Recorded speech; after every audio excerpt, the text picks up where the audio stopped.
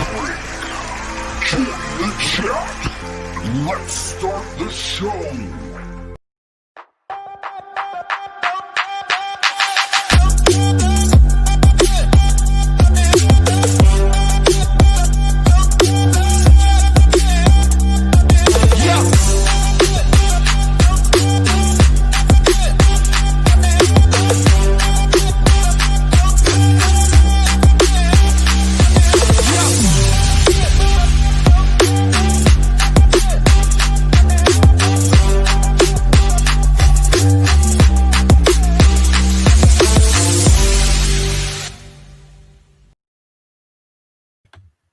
Good evening, everyone. Welcome to another episode of the Happy Hour Show with Lindsey Vertner, and I'm super excited to be here.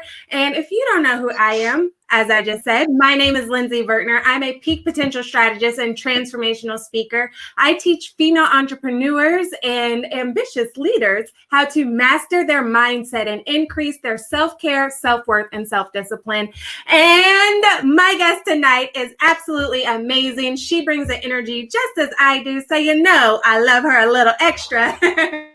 Her name is Dr. Stevie Aisha Mills, and she is a media professional and heavily sought out visibility coach. Dr. Stevie resides in Roanoke, Virginia with her family, but she has a passion and heart for the great state of North Carolina. She is more than just an entrepreneur. Stevie is America's #1 It Factor rocker. Known for her high energy and genuine love for life, she is a supercharged woman of faith and fun and has been featured on BET, CBS, Fox, iHeartRadio, and more, honey. So I am super excited to introduce to you my special guest on tonight, Dr. Stevie Aisha Mills. Hello, Dr. Stevie. Hi, I'm so excited to be here. Yes, this is going to be great. Awesome. So I know I just ran through your resume, but tell the viewers at home, who is really Dr. Stevie? Like, who are you behind the curtain when the lights go out?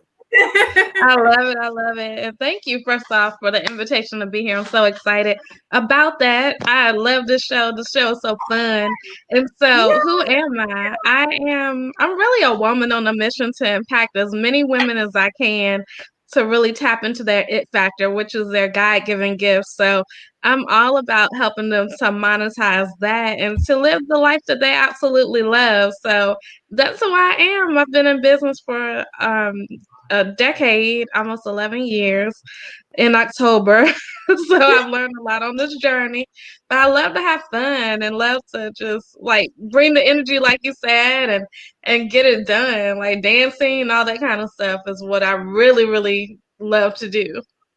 Nice. So I know that you live in Virginia, but you mentioned North Carolina. Tell us, like, why do you have love for both? Like, what brought that out of you? Did you grow up in one area? How did that come about? I did. I was born in Greensboro, North Carolina, and so I tell people I boomeranged. I grew up in Roanoke, Virginia, and I was there from first grade to 10th grade, then went back to Greensboro from 10th grade to about 4 years ago. And now I'm in Roanoke. So both sides of my family, one side, my dad's family is in North Carolina. My mom's family is in Virginia. And so it's definitely been like I have love for both of them because both of them made me, but I'm truly a North Carolinian. I believe in my heart. That's why I became who I am in North Carolina. Nice. If you are just tuning in, I am here with Dr. Stevie Aisha Mills, #1 visibility coach and, owner of Your It Factor. And make sure you comment down below, share this video out, and tell us where you're from. Dr. Stevie just told us where you're from. Post where you're from in the comments. Give a shout out to your hometown, okay? And where you're repping now. Where are you? Michelle says, hey, Lindsey and Dr. Stevie. Thanks for tuning in. Yes. And Lynn says, can't wait. Yes, we're going to have an awesome show tonight. Yes. So tell us a little bit about your upbringing. Oh, wow. My upbringing was very interesting. I was raised by my mom.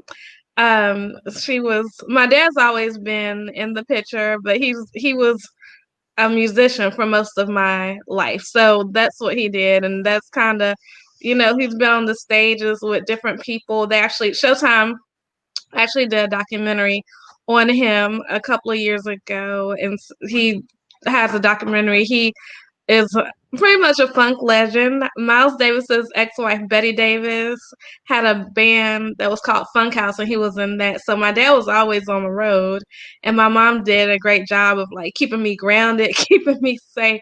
And so I was raised. I always say I'm only oldest because my sister actually is 13 years younger. She came from my dad, so I'm my mom's only child, but my dad's oldest child.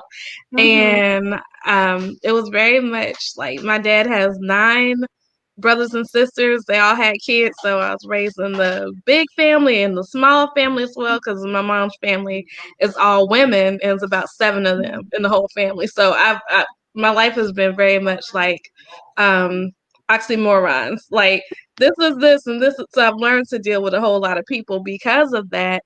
And I think it's cool because I had the best of both worlds, literally. Nice, nice. Over here in the comments, Michelle says she is hailing from Chicago. We have Edward from Jordan. Hello New from New Jersey. Jersey. Yes, thanks for tuning in. And I only have 2 brothers. I got my older brother and my younger brother. So I cannot relate to the big, big family.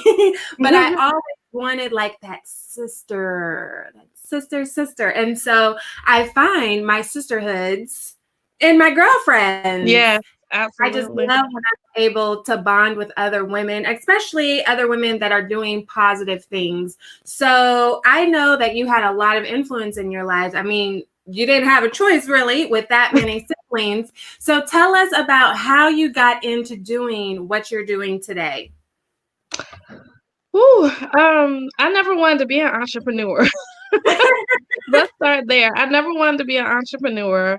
And what happened is that I was on a job that I thought I was going to love. I went from kindergarten to grad school. The next logical thing was to get a job. And so the first job out of grad school I loved. It was amazing. But it actually was for a nonprofit. And like with most nonprofits, what happens, you're supposed to be there until the grant ran out. So I was there for 3 months. And then they got a new grant and Mhm. ended up being there for 3 years. And so I loved it. It was very much doing what I do now, like programming. At that time, it was for teens. And then they told me I could create and work from home and all kinds of stuff. So I loved that. But when the grant finally ran out, I was like, you have more degrees, supposed to get more money, right? And so I went to corporate America and I hated it. It was not the fit for me. I am so not a corporate America type person. And actually got really ill. I got really ill. I went from a size 14 to a size 0. I had shingles and I had to have 3 colonoscopies within 30 days, 2 within 24 hours, all at the age of 30. So for me, entrepreneurship was a thing I kind of fell into. It wasn't something that I really thought I wanted. I didn't know I would ever be an entrepreneur, but it was a good place for me to land. And so that's really how I started on this journey back in 2009, and I'm still here today. Congrats, because we know that most entrepreneurs don't make it past 2 or 3 years. And so you mentioned that you hated corporate America. And I know that a lot of people, they're in that same place. You have some people that absolutely love their jobs and love what they do, but then you do have those other set of people that they dread going to work. They clock in just to count down to their clocking out. So how did you deal with hating your job and knowing that you wanted more for your life? I think because I didn't know enough to know I wanted more. I didn't think I could arrive to more. So for me, I thought it was definitely something in which that was pretty much what I was supposed to do. Like, when you're in school, they tell you to go ahead and go to school so you can get a job. And so that's what I did. And I was like, oh, I arrived. I had the big girl paychecks, and I had the business cards, and I had the benefits, stuff that you pretty much have been told that's making it. And so I thought I had made it. So I dare not say, I don't like it. So Right. one of the hardest decisions for me was to say, I don't like it here. I don't want to be here. Now I've quit jobs over and over again. But then at 30, that was like, oh my God, what do I do? It was a huge deal. But I think really settling into that and understanding. Plus, at that time, me being a single person, I didn't have responsibilities outside. And I just had a really great mom. My mom actually, because I was sick and didn't have the money, like even for healthcare, she took on a second job during that time. So, I've just been really, really blessed in that regard. That's awesome. That's awesome. I noticed one thing that you said, which is very key, I feel like, is that you didn't know that you wanted more. And I think that is very integral to a lot of people, because to want more and to desire more, we have to understand that we're worth more. Mm-hmm. And getting outside of our comfort zone and getting outside of our inner circle so that we can open our eyes to know that more is out there. I think that's why a lot of people fall into like the poverty mindset and those traps and those cycles, because if that's all they know, they don't know that there's a whole big world out there way bigger than where they came from, until they are taken out of their comfort zone by either somebody showing them that there's another way, or them just making that choice that I don't know what else is out there, but I know this ain't it, and I know I'm worth more. So how do I figure it out? Yes, and that definitely was that. That definitely was, I don't know what's out there, but I know it ain't this. I know it. And so that's kind of how I arrived to that place of, I remember calling my cousin, who was like my big brother, and saying, I don't like this. And he was like, you can leave. And I was like, what? Like, are you like, to me, what? I could leave. It just, at that point in my life, had just been something that was very, very like unheard of. I was like, why would I leave? Like, this is what I was supposed to be doing with my life.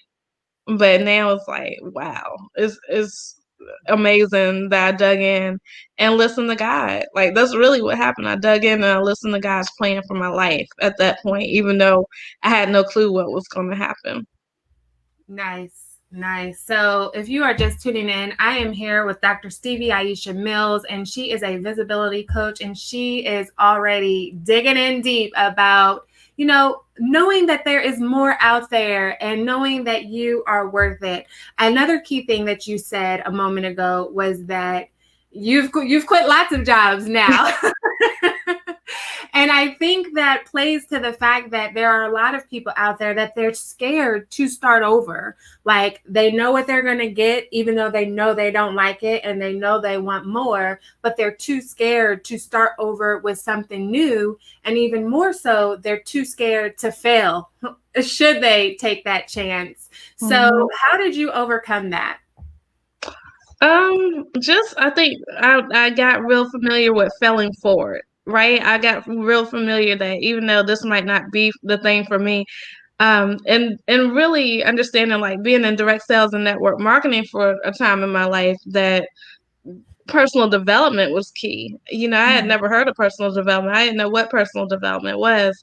And, in that space, I learned what it was. And so even that, I was successful in that space. I always, like, in my life, I always tell people, it's like Forrest Gump. Forrest Gump just kept going, and all these different, he just went in the right places. And I was like, I think that I could understand that and identify with that. But it's really to the fact that I was just in a space and a place where it was like, okay, um, this is what it is. So I just learned, and Jim Rohn calls it paying tuition.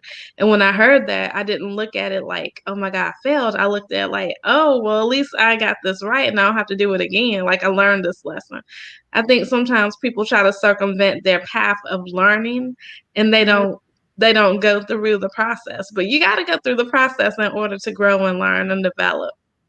Yes, yes, that is so true. You have to go through the process. One thing that I always like to say is that life is like a video game. Sometimes we get stuck on level 1 because we haven't learned the lessons or gained the characteristics that we need to succeed at level 2. And so we wonder, like, why do I keep finding myself in this same cycle or this same pattern? And it's like, well, you got to achieve this, and this to move on to level 2. And then at level 2, you have a whole new set of achievements that you have to achieve to get to level 3. And oftentimes, each level builds upon the things that you learned in the previous level. Yep. So you got to play the game, right? Yeah. And even in the video game, like, how many times do people die? They die and then you get another. So, I mean, you got to die to yourself. And the Bible says you die daily. So it's not like you just get this whole thing right. We didn't come here with a manual. And I was telling some people tonight in my membership, I was like, listen, y'all need to teach a wife class. I don't know how to be a wife. I've never seen that. And so I was like, that's something I desire to have, is to be married. So it's like, I know certain steps to get there, but you don't know what you don't know. Right. So I think everybody has something they can learn from, and everybody has something they can teach. And sometimes we overlook that. Yes. I love that. You know, you don't know what you don't know. And sometimes we are waiting for other people to show us the blueprint and to show us the step-by-step playbook, but not recognizing that we might be the ones that are meant to create that blueprint or that playbook for other people. But we have to acknowledge, like, 1, there's more out there and I want more. And 2, I'm worth it, right? Yeah. And to really go into that, because a lot of people, they don't like that whole ownership of wanting and deserving more. That's such a big journey. Some people don't know, like, God has so much more for me than just this little bit right here. Like, this is good, but if there's so much more, I could walk into it and step into it. And like you said, deserve it. That's a whole different place of being than something just happening to you. You actually deserve it, and it's yours. You know, I spent a lot of time in life with the other, like, or thinking the other shoe was going to drop.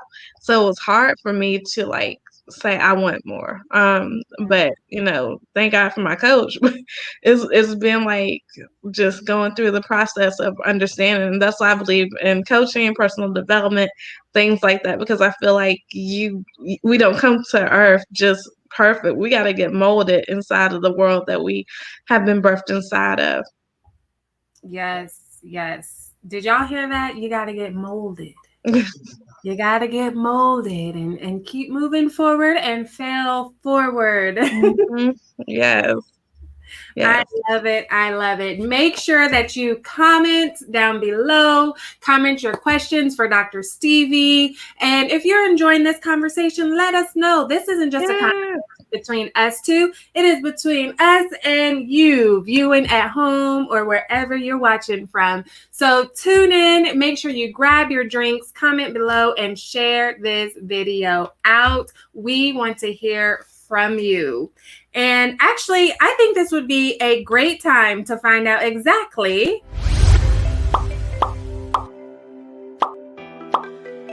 what's in your cup. Yay! This is that part of the show where we find out what Dr. Stevie is sipping on. So tell us what you're drinking, and then give your beautiful cup some cup cam. And all the viewers at home, make sure you comment what you're drinking on right now. And if you don't have a drink, comment what you're about to go fix yourself to drink. Lemonade. You know, that's the Southern thing. Lemonade. But yes, the cup cam. Yeah, a little closer. They need to see that message right there. Oh, look, I'm trying to say, like, really, we on Lindsey's cup cam for real. Visibility, credibility. Visibility plus credibility equals cash. I like that. Woo, woo, woo, woo. I like cash, okay? Yeah. After we talk about these drinks, we need to get into some conversation about cash because unfortunately, that is still a taboo subject for a lot of people. And we've got to break those cycles and that mentality because we are meant for wealth.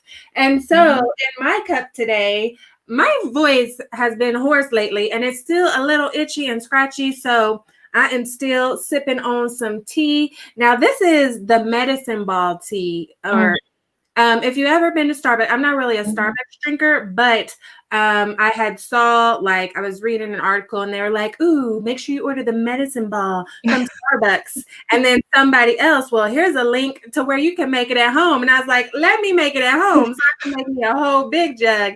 And so it's got a couple different teas in it. It's got some honey. It's got some lemonade. My house loves lemonade. And today, I thought I would. I love that. Mrs. Always Right. Yes. That's cute. My husband has one that says Mr. Right. And it's Mrs. Always Right. Yeah, so let me know if you need me to teach that wife class. Yes. I don't know all the answers, but I can tell you the lessons I've learned so far. Yes, I think I was like, we need to do an event or something about that because I was telling my people and they were like, yeah, so I might have to put it together. We're gonna see what's gonna happen because I think people need to know, it's a group of women who don't know how to be a wife. Yes. Never been one before. I love that. I love it. And I have a comment for that. But first, Michelle is drinking some water. I debated having water today, but I have been, listen, y'all, I've been peeing a lot. I was like, this is what happens when I try to drink a lot of water. I ain't got time to be going back and forth. Yeah. Yeah. And it's a whole situation. She's going to turn that water into tea. And Miss Cher is drinking chamomile tea with lemon and honey. Put me to bed, T. Yes, yes. You're going to sleep good after the show tonight. Yeah, yeah.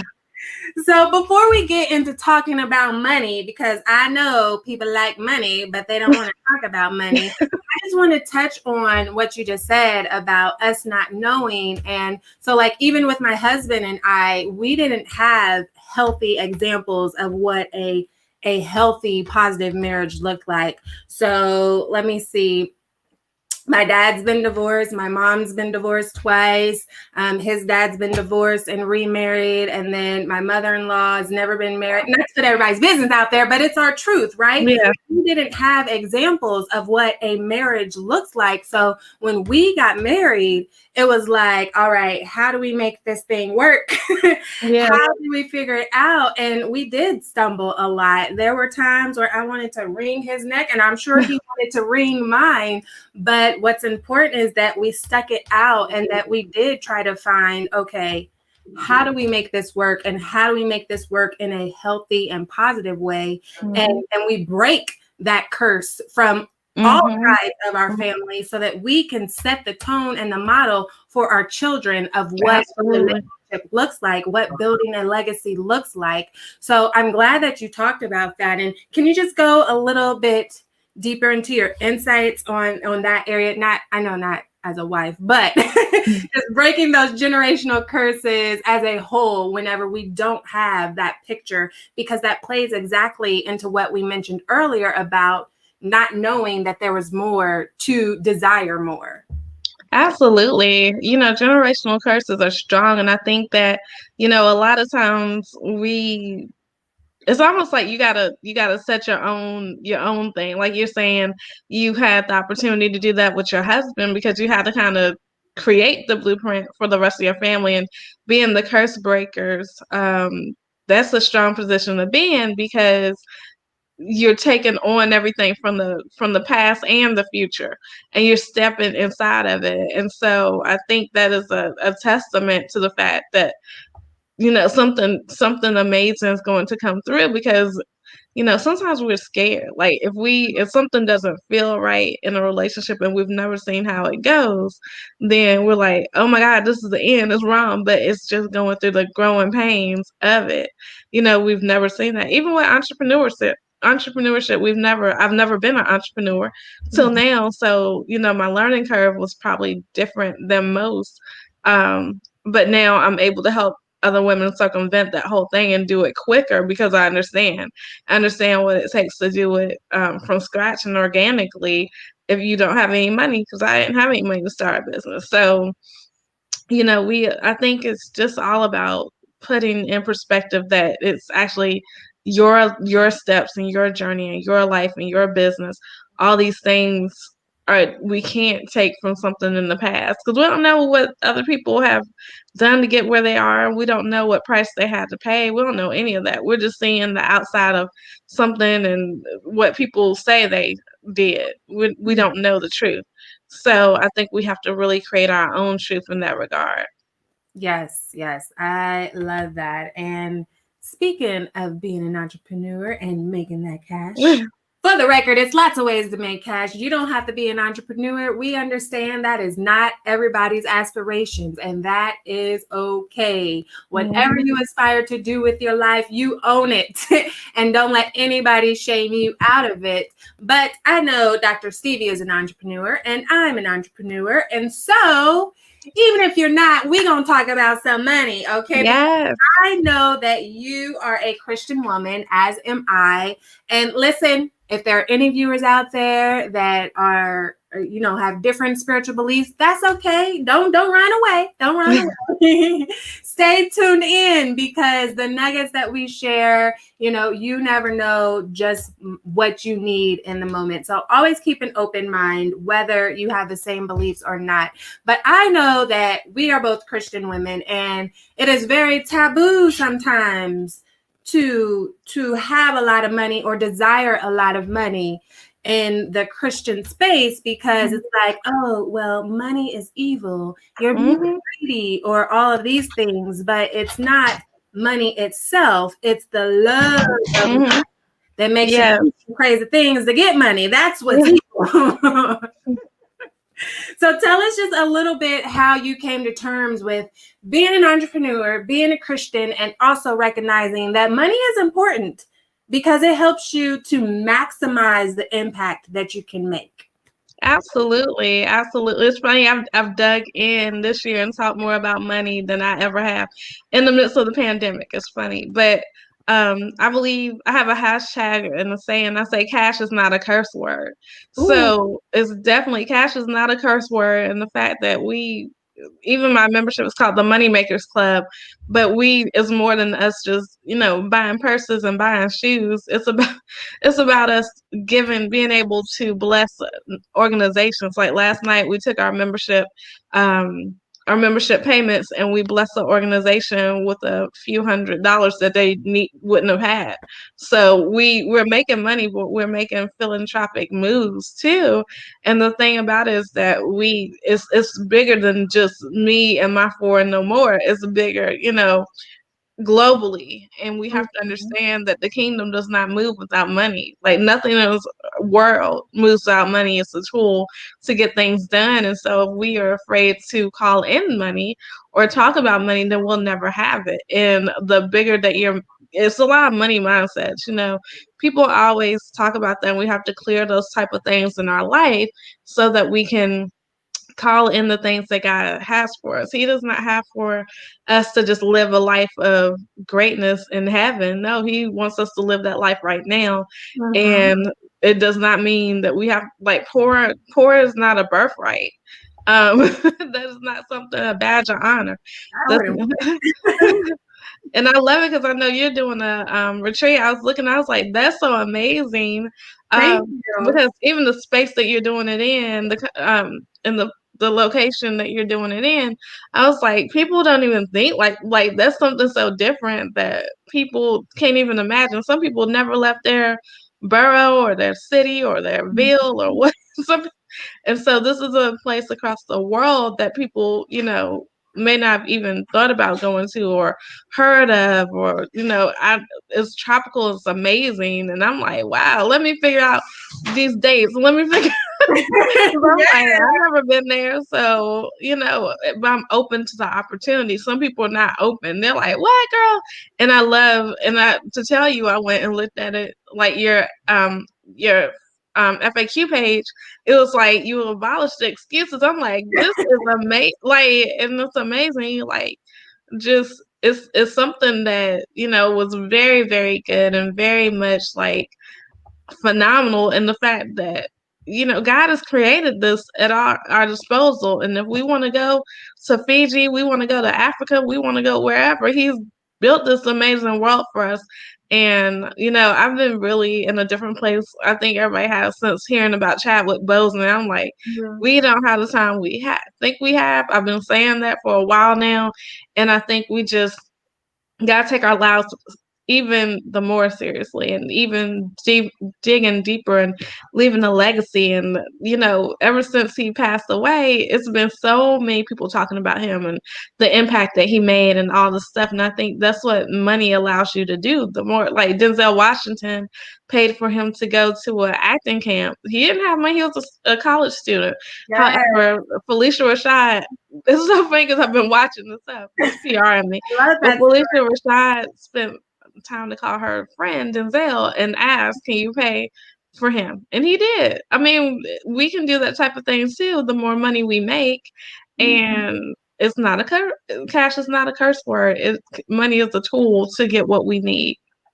Yes. If you are tuning in, make sure you put in the comments Dr. Stevie's quote, #cash is not a curse word, okay? So say it all day long. Cash. Go ahead, just cash.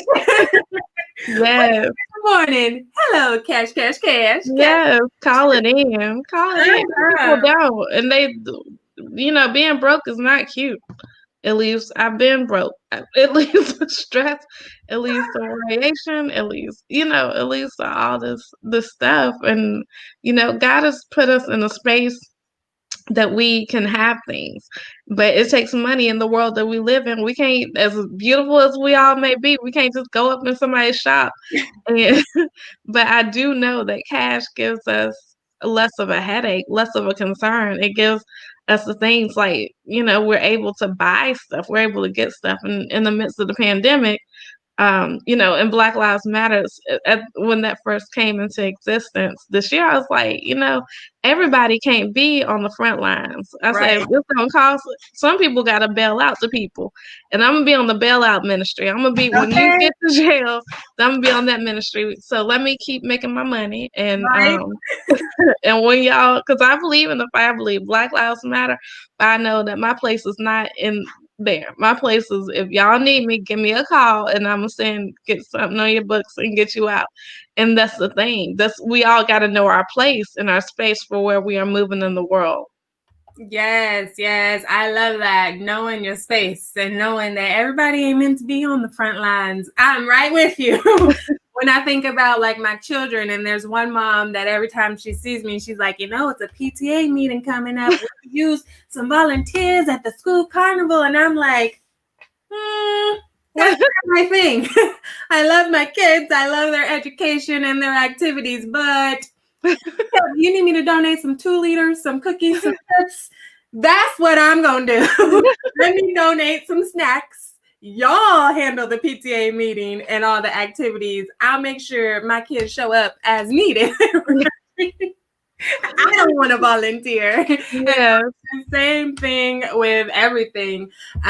We can use the money that we make when we allow ourselves to call it in and make a larger impact. And it's like a fine line, because on the one hand, we want to be able to be happy and grateful for everything that we do have, even if we don't have millions. But at the same time, it's important that we are able to desire for wanting more for ourselves so that we can maximize our impact. Because you have to think about it, like, if you are able to make an impact with $10 and then $50 and $100, think how much more of an impact you can make with $1,000 or $500 or $1 million or $1 billion. Like, your impact is exponentially maximized. It's like that millionaire, the Black one that paid for that classes tuition for all 4 years. Like, that is amazing. And when I saw that, I was like, that's the impact that I want to make. It's one thing to send my children to school or college, but it's a whole nother thing to send thousands of other people's children Yeah. to college or wherever it is that they want to go. Like, that's the kind of impact that I want to be able to make in my life. And I know you do as well. Yeah. Yeah. It makes such a difference. It makes such a difference to be able to do that, because I feel like we are on, borrowed time from God. And if we don't do anything with the investment that He has given us of life, then what are we doing? What are we here for? Like, what are we here for?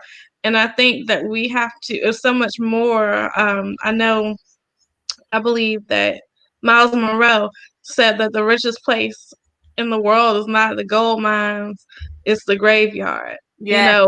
It's literally because people die so full with everything in them, and I just want to die empty. I want to get it all out Right. before I go, so that there will be no regrets. And so that's literally part of my crusade of life, and really helping more women to understand that their it factor does make room for them, that God has given us all these things to stand out from the crowded marketplace and make more money.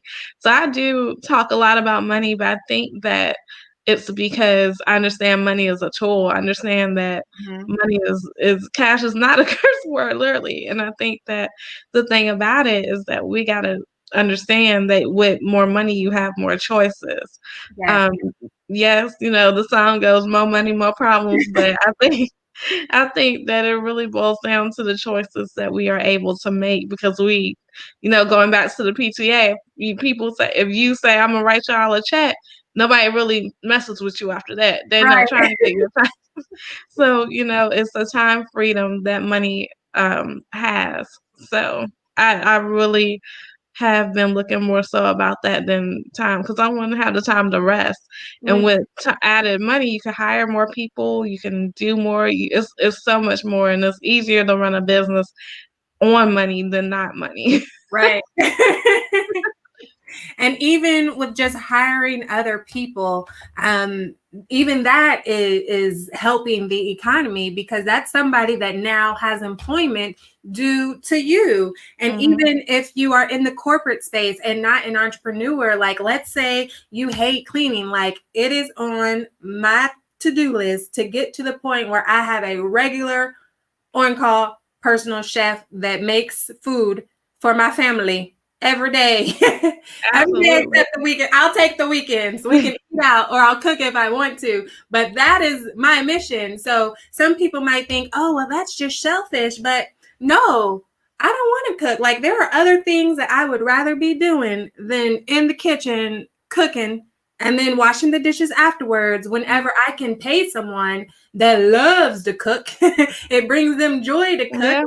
Not only are they now doing what they love and working in their talents, but they're also being paid to do it, so that they can circulate that money back into the economy. I have released something that I don't like doing. So it can go so many different ways, but ultimately, it's like you said, cash is not a curse word.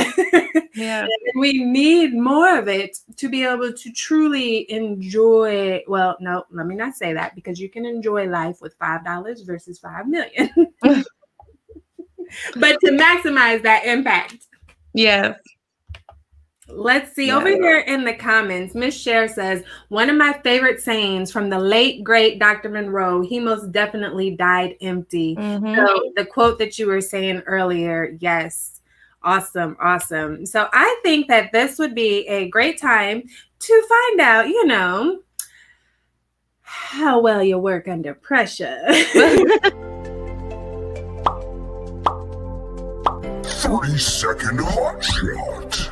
Answer the question in 30 seconds or less, or take your shot.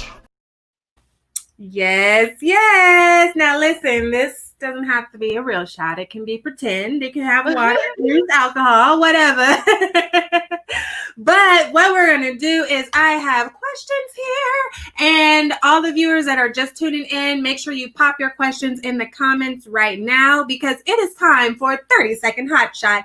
And my beautiful guest, Dr. Stevie Aisha Mills, has 30 seconds to answer your questions live. So let me pull up my timer. 30 30 seconds. All right. So I'm going to ask the question and then I'm going to start the timer with the go. Okay. So, all right. The first question is, what exactly is an it factor? Go. An it factor is your God-given gift. So the gift that God has custom designed and signed inside of you to give to the world. Oh, with 20 seconds to spare. Nice. So let's reset that.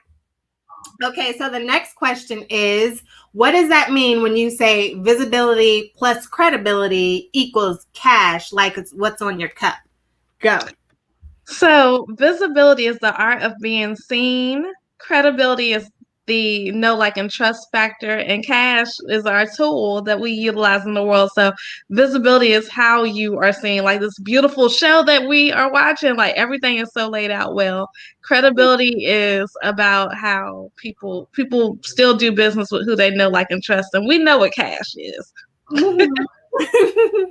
Nice. 2 seconds to spare. Woo, I have to take any shots. Okay, so last question. Why is it important to be visible? Go. It's important to be visible because if you're not, how can anybody pay you if they don't know that you even exist? So I believe that visibility on another standpoint is also important because you are indeed the answer to someone's problem and the solution to someone's prayer. So that is why. And this is my favorite topic, so I'm going to stop talking now. Well, you stopped talking with just enough time because you had 2 seconds left. But I think that is just as important as everything we've been discussing. It kind of rounds it out. So go ahead and finish that answer for us. Okay. Visibility is definitely key. I believe literally that for me, because I know that part of my mission is to help eradicate suicide. I feel like if somebody is not visible, then they are invisible. And the ramifications of that can be life. Somebody who doesn't feel like they're seen. Most people who commit suicide, from what I understand, they feel like they won't be missed. So therefore, it's easier to get to that point. And so for me, it definitely is important to help as many women as I can to get visible in the regard, like, girl, we see you, we honor you, we respect you, because I would hate for anybody to seek between the cracks. You know what I mean? So that's a deeper level for me of visibility. Yes. And so I know oftentimes whenever people are working with within the suicide arena or domestic violence or any type of abuse or sexual trauma or things like that, it usually stems from some past experience, whether they experienced it themselves or they watched a loved one go through it. So what is your past experience in that area? How did you come to be so passionate about that? It's so amazing because I've never personally have gone through that. My LLC actually is called Living the Life I Love LLC. And I was like, God, what is this name? And I always really believed in the fact that people need to have fun. Like, fun is a big thing for me. And even in my circle, a lot of people have been, I think it's just something that God has in me, that I like the life and energy we were talking about at the start of the show, that people who don't feel like they have life or energy kind of radiate towards me. So therefore, I think it's just a mission that God put in my heart. I don't have any experience with it, but I definitely am going to be taking more like a suicide awareness class so I can look for the signs, because I've seen it happen. I've seen it, people, excuse me.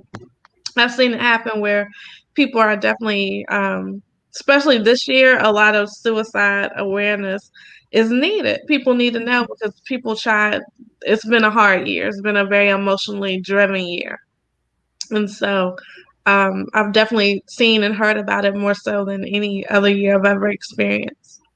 Yes, very true. And that just goes to show, like, when you know why you're here and what is part of your overall purpose and your mission, like, one of my favorite things is that God doesn't call the qualified, he qualifies the called. So It's like a brain surgeon doesn't have to have been through a brain trauma and had brain surgery to become a brain surgeon. And so, like, this is one of those things you understood that there was a need there and how you could help and serve that need, despite it fortunately not being a part of your past. And so many people I know are grateful for just your presence and being visible in that way, because I know that there are a lot of viewers that may be watching this and there's something that is pulling on their heart, and they have this urge to help, but they're holding back because they feel like I'm not qualified to help in that area.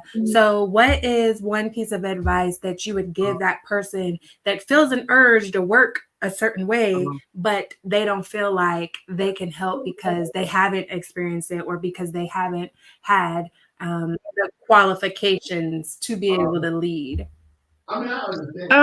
Definitely, like we've never seen a millionaire in the making. That was something I heard a few years ago, and it really stuck with me because the fact that we don't know, a lot of people like Beyonce. Beyonce is definitely somebody I use a lot because Beyonce is a great example for women in the regard of if you love her music or hate her music, that doesn't matter. But she's been able to use the power of visibility to get what she needs. And I think for me, really understanding that we didn't know that certain things were possible until they were done. So Beyonce released a single in the middle of the night without any marketing, right? And so we didn't know it was possible. We thought it was marketing campaigns. So we don't know what is possible until we do it. Somebody has to do it. And so why not you? Why not you be that person who does something and then you set the standard? And that's the thing I think that a lot of times we overlook. Nobody wants to be the first, but I've just become very great at being the first. Yes, yes. And if y'all didn't catch that, Jim, she said somebody has to do it. So why not you? Okay. Don't hold back. And so just thank you again, Dr. Stevie, for being on the show. And if you are tuning in or you are new to me, I am all about happiness and creating your first class life full of purpose, fulfillment, and happiness, and being intentional about the quality of life that you are creating for yourself. So my signature question that I have to ask all of my guests is, how do you intentionally create happiness in your life? I realized for me that I got to get out my city. Like literally travel is part of my self-care. Yeah. Travel is part of my self-care. So even if it's going like up the road to a place that I don't live, that's part of my self-care. So I've got to keep every month or every other month or something. I gotta keep it moving. Because if not, then it kind of sets in stagnation, and that's not cool for me. So I'm always looking to see what I can do, what's different, what can I learn, that type of thing. And so really getting out of my space and going somewhere else. So that's why I gotta keep money, Lindsay. I got a travel budget that I gotta keep. So yeah, that's what brings me joy and happiness, and really like being around people I love and positive people. And environment is real big for me. The law of environment says that your environment will change you before you change it. So understanding that and really sticking to the environment of protecting whatever is around me and not allowing just anybody or anything to infiltrate my environment is key.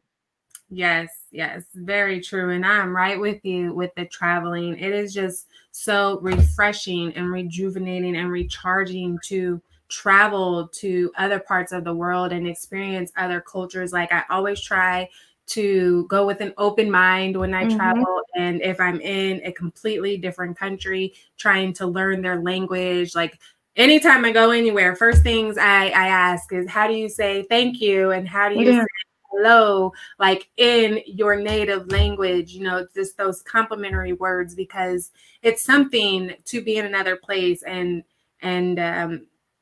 try to learn their culture instead of trying to impose all of you, but being open-minded to what does this world have to offer, because we're all so unique, but at the same time we're the same, and we're all just trying to make it in this chaotic world. So thank you again for being on the Happy Hour Show. Do you have any final words? I know you've got an offer that you'd like to share here in just a moment, but any final words for the viewers? First off, I want to say thank you. This is amazing. I love the show. I really, really do. It's so cool and creative.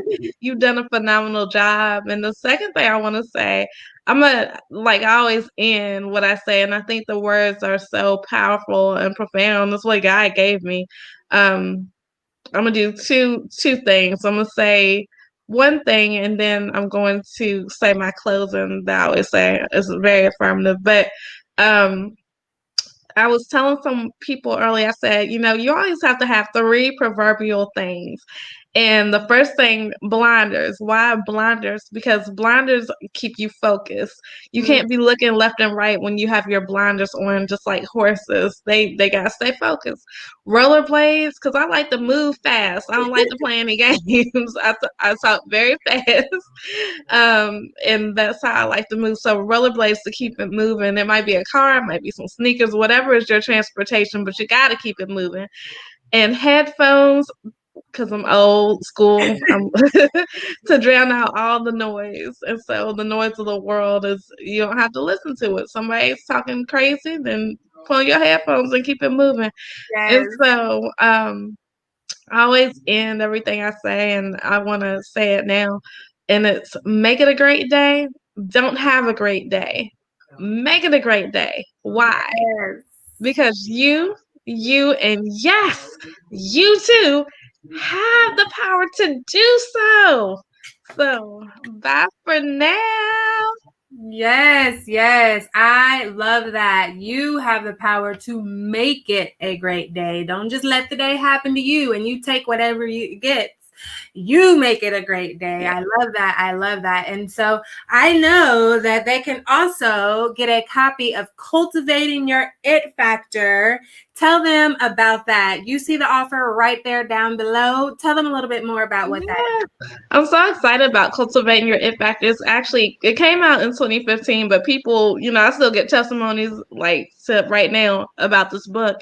And it is a compilation of me and 13 other amazing coaches, mentors, different people. And the cool thing about it is the book I wish I would have had when I was stuck on the job I hated. And just to give some credibility to it, when this book came out, it was number 1 on Amazon, and Lala Anthony, she was number 2. So it's a good book, and it's, stress has taught me a whole lot about life. And that's why, I don't stress at all. And this book really has taught me how to create a business that is amazing. It's really amazing, and I get to live the life I love. So I really want everybody who can to go and get the book. That's why I'm just giving it the ebook. It's the whole ebook. It's not a chapter or anything like that. It's the whole ebook, and you can download it for free. Nice. So get your free copy of Cultivating Your It Factor ebook. And if you want the hardback copy, then go to the shopping cart and check it out. Let's support our sister, Dr. Stevie Aisha Mills. And make sure you reach out and connect with her. You see her info right there on the screen.